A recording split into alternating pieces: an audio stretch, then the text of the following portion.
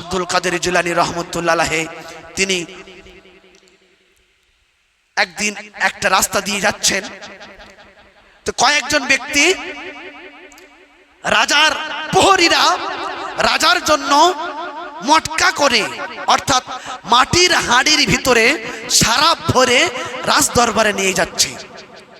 আব্দুল কাদের জিলানী রহমতুল্লাহ আলাইহি বুঝতে পারলেন যে তার গন্ধ শুকে যে এই কলসির ভিতরে মদ রয়েছে, শরাব রয়েছে, যেটা হারাম করেছেন আল্লাহ পাক। তিনি একটি লাঠি নিলেন, লাঠি নিয়ে তিনটে মটকা, তিনজনের মাথায় তিনটে মটকা ছিল, তিনটে মটকা ভেঙে দিল। তিনটে মটকা ভেঙে দেওয়ার পরে তিনজন প্রহরী রাজ দরবারে গিয়ে দেখবেন, যারা আসল নেতা হয়, নেতার যারা পাশে থাকে একটু ভুল হলে বাড়িয়ে বলে কি বলে না, তিনি বাড়িয়ে চড়িয়ে যাতে আব্দুল কাদের জিলানীকে শাস্তিটা বেশি হয় লম্বা চওড়া করে ভালো করে গুছিয়ে বলে দিল। রাজা বলল ডাকো। ডাকা হলো, বলে তোমার নাম কি? আমার নাম আব্দুল কাদের। মটকাগুলো ভেঙেছো কেন? বলে জাহাপনা, আমি আপনাকে ভালোবাসি, আপনাকে মহব্বত করি, আপনার ভালোবাসেই বলে মটকাগুলো ভেঙেছি। বলে তুমি আমাকে ভালোবাসো মানে? বলে এই মটকার ভিতরে যে হারাম জিনিসটা ছিল, এই জন্য আল্লাহ পাক আপনাকে জাহান্নামের আগুনে জ্বালিয়ে দিত। এই জাহান্নামের আগুনে আপনি জ্বলবেন, আমি আব্দুল কাদের কি করে ভালো থাকতে পারি? এজন্য আমার মনে কষ্ট হলো যে আপনি জাহান্নামের আগুনে জ্বলবেন, এই জন্য আমি মটকাগুলো ভেঙে দিয়েছি। বলে এ দায়িত্ব তোমার কে নিতে বলেছে? কে জাহান্নামে থাকবে আর কে জান্নাতে থাকবে? বলে দায়িত্ব আমার আল্লাহ নিতে বলেছে। কে নিতে বলেছেন? আল্লাহ নিতে বলেছেন। রাজা বুঝতে পেরেছেন এ আব্দুল কাদের সাধারণ আব্দুল কাদের নয়। লো আব্দুল কাদের, আমি তোমার কথায় খুশি হয়েছি, এক কাজ করো, তুমি সাধারণ প্রজা হয়ে যদি মানুষের এত উপকার করতে পারো, আমি আমার গদি থেকে নেমে যাচ্ছি, তুমি আমার গদি বসে পড়ো, তাহলে জনগণের আরো উপকার হবে। আব্দুল কাদের জিলানী বললেন না, আল্লাহ যাকে যে দায়িত্বটা দিয়েছে ওই দায়িত্বের ভিতরে থাকাটাই তার জন্য শ্রেয়, অন্য দায়িত্ব নেওয়াটা তার জন্য ভালো নয়। এটা কখন হয়েছে? এই ইমানি পাওয়ার, ইমানের শক্তি, তার কলব যখন আল্লাহর সঙ্গে লটকে গেছে, তার কথায় আল্লাহ পাক এমন পাওয়ার দিয়েছে, রাজা বাদশারা তার কাছে নত হতে বাধ্য হয়েছে। আজ আমাদের কথা রাজা বাদশা তো দূরের কথা, আমার ইমানি ভাই, কালমার ভাই, আমার মুসলমান আমার কথায় মসজিদে আসতে চায় না, কারণ আমার আখলাক চরিত্র আদর্শ নবীওয়ালা বানাতে পারিনি। মুখে বলেছি আমি, আখলাক চরিত্র কি নবীওয়ালা বানাতে পারি নাই। বিশ্ব নবী বলেছেন, আমি যে কালেমার দাওয়াত দিয়েছি, আমার কালেমার দাওয়াতের পিছনে উসওয়াতুন হাসানা, আমার আদর্শ ছিল, আমার চরিত্র ছিল, আমার আদব ছিল, আমার কায়দা ছিল।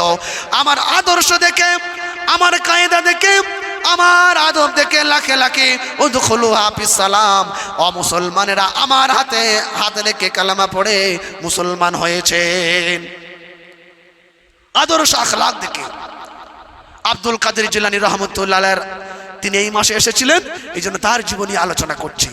আব্দুল কাদের জিলানী রহমতুল্লাহ আলাইহি এত বড় আল্লাহর ওলি হলেন। তিনি রমজান, আর কিছুদিন পরে রমজান চলে আসবে, 4 মাসের মতো বাকি আছে শবে বরাত আসতে, আর শবে বরাত এলেই তো রমজান একদম হাতছানি দিচ্ছে।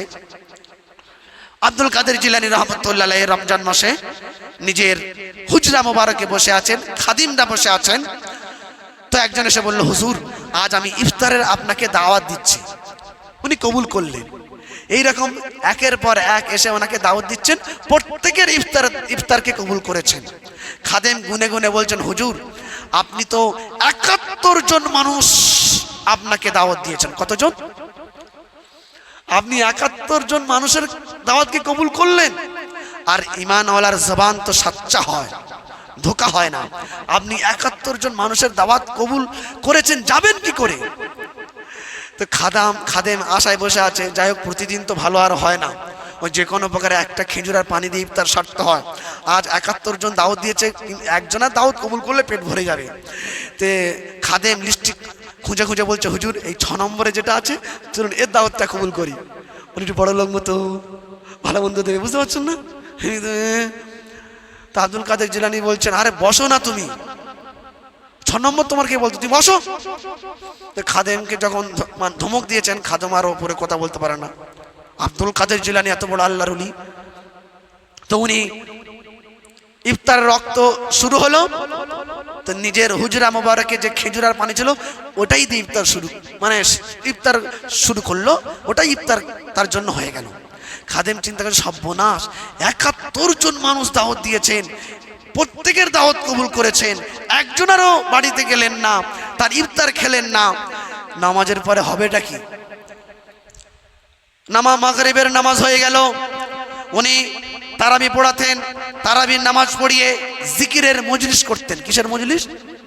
আর আমরা কি জিকিরের মজলিস তো দূরে, তারাবির নামাজে কেউ আসে না, বলে ও 20 রাকাত। যাই হোক, ও বিষয়ে বললে এখন মাথায় ঢুকবে না, রমজান এলে বলবেন ইনশাআল্লাহ তাআলা। তো উনি তারাবি পড়িয়ে জিকিরে হালকা করতেন, ভক্তরা বসতেন, প্রশ্ন করতেন, বিভিন্ন মাসলা মাসাইল জিজ্ঞাসা করতেন, শরীয়তের বিষয়গুলো জিজ্ঞাসা করতেন, উনি উত্তর দিতেন। রমজান মাসে খাস করে, বিশেষ করে তো ৭১ জনের ভিতরে প্রত্যেকে এসে মোসাফা করছেন, হুজুর আমি খুব খুশি হয়েছি, আপনি আমার ইফতারকে কবুল করেছেন, আমার আজ বড় ভাল লেগেছে, আপনি আমার ইফতারকে মন ভরে খেয়েছেন, আমার বাড়িতে সবাই আমার খুশি, খুব আনন্দিত। খাদেম মনে মনে হয় সর্বনাশ, এ কি হচ্ছে? আর একজন এসে বলছে, জিকিরের মজলিসে গেল, আসসালামু আলাইকুম। ওয়ালাইকুম আসসালাম, হুজুর আমরা খুব খুশি, আপনি অনেকদিন পর আমার ইফতার কবুল করেছেন। এক এক করে ৭১ জন এসে বলছেন, হুজুর আপনি ইফতার কবুল করেছেন, আমি খুব খুশি, আমি খুব খুশি, আমি খুব খুশি। তো খাদিম মনে করছেন সর্বনাশ, ৭১ জন এসে বলছেন, হুজুর আপনি আমার বাড়িতে গিয়ে ইফতার করেছেন, খুব খুশি, খুব খুশি, খুব খুশি। তখন আব্দুল কাদের জিলানী বুঝতে পেরে খাদেমের দিকে লক্ষ্য করে বলছেন, খাদেম যখন তোমার দিল আর কলব আল্লাহর জন্য লটকে যাবে, পৃথিবীর নজরে যেটা অসম্ভব, আল্লাহ তার বান্দার দ্বারা অসম্ভবকে সম্ভবে পরিণত করে দেবে, এর বেশি তুমি বুঝতে চেও না, তোমার দিমাগে ঢুকবে না। আমার সোনার ভাইরা, এই যে আমি আব্দুল কাদের জিলানী রহমতুল্লাহ আলাইহির আষাঢ় মাসে তার কিছু জীবনীর অংশ তুলে ধরলাম, এই অংশের ভিতর থেকে এটাই মেসেজ দিতে চাইলাম, আপনার কলব, আপনার সিনা আল্লাহর জন্য উৎসর্গ করে দিতে হবে। কার জন্য?